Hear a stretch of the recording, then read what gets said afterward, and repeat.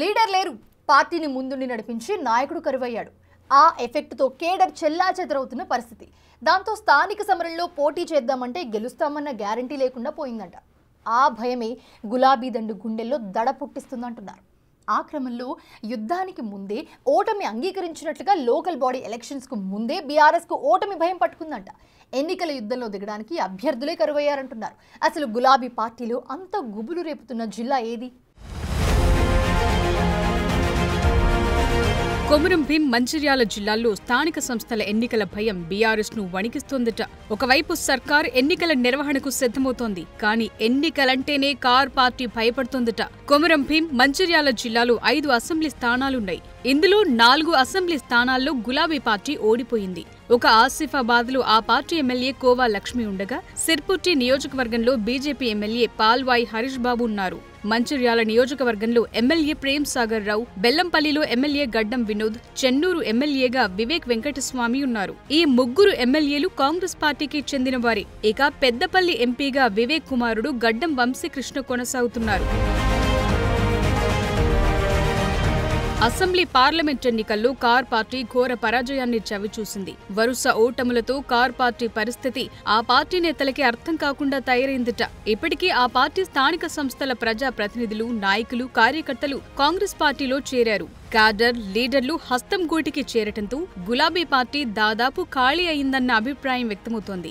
ఆ పార్టీకి మాజీ ఎమ్మెల్యేలు తప్పితే వారి వెంట నడిచే నాయకులు పెద్దగా లేరంటున్నారు. సిర్పుర్టి మాజీ ఎమ్మెల్యే కోనప్ప కూడా కారు దిగి హస్తం నీడకు చేరిపోయారు. ఆ 2 జిల్లాల్లో ఉన్న బీఆర్ఎస్ మాజీ ఎమ్మెల్యేలు కూడా నియోజకవర్గంలో కనిపించడం లేదట. చెన్నూరు మాజీ ఎమ్మెల్యే బాల్క సుమన్ 3 నెలలకోసారి కూడా సెగ్మెంట్లో అడుగు పెట్టడం లేదట. క్యాడర్ కు కనీసం కాంటాక్టులో కూడా లేరట. మాజీ ఎమ్మెల్యేలు దుర్గం చిన్నయ్య, దివాకర్ రావులు సైతం ఏదో పార్టీ పిలుపునిచ్చిన కార్యక్రమాల్లో కనిపించడం తప్పితే క్యాడర్తో అంటి ముట్టనట్లు వ్యవహరిస్తున్నారట. సిర్పూర్లో మాజీ ఐపీఎస్ అధికారి ఆర్ఎస్ ప్రవీణ్ ఉన్నా ఆయన గెస్ట్ లీడరే అంటున్నారు. ఒక ఎమ్మెల్యే కోవా లక్ష్మి తప్పితే మిగతా వాళ్లెవరూ పార్టీని పట్టించుకోవటం లేదట.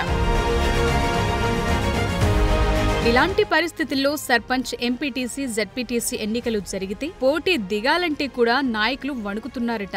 ఓటమి చవిచూడటానికి ఎందుకెదురు వెళ్లాలని నాయకులు మాజీ ఎమ్మెల్యేలను ప్రశ్నిస్తున్నారట. అసలే కాంగ్రెస్ అధికారంలో ఉంది. ప్రజాపాలనతో ప్రజలకు రోజురోజుకి చేరువవుతోంది. ఆ పార్టీని తట్టుకుని నిలబడలేమంటున్నారట బీఆర్ఎస్ నాయకులు. పోనీ పార్టీ కోసం పోటీ చేద్దామంటే సొంత పార్టీకి చెందిన మాజీ ఎమ్మెల్యేలపై ఉన్న వ్యతిరేకత ప్రజల్లో తగ్గటం లేదట. అందుకే స్థానిక సమరమంటేనే జంకుతున్నాయట గులాబీ శ్రేణులు. ఓటమి తప్పదని తెలిసి చేతి చమురు వదిలించుకోవటం ఎందుకని ద్వితీయ శ్రేణి నాయకులు భయపడుతుంటే, మాజీ ఎమ్మెల్యేలు మాత్రం మేకపోతు గాంభీర్యం ప్రదర్శిస్తూ ఎన్నికల్లో తమదే గెలుపని తెగ బీరాలు పోతున్నారట. అదేమంటే అధికారంలో ఉన్న కాంగ్రెస్ పై అప్పుడే వ్యతిరేకత పెరుగుతోందని, విజయం సాధిస్తామని ధీమా వ్యక్తం చేస్తూ పార్టీ శ్రేణులను స్థానిక సంస్థల ఎన్నికలకు సమాయత్తం చేయటానికి ప్రయత్నిస్తున్నారు.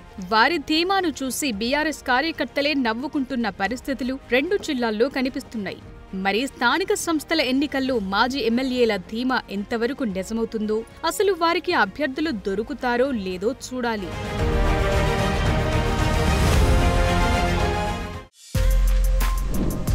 For more videos like this, subscribe Big TV channel.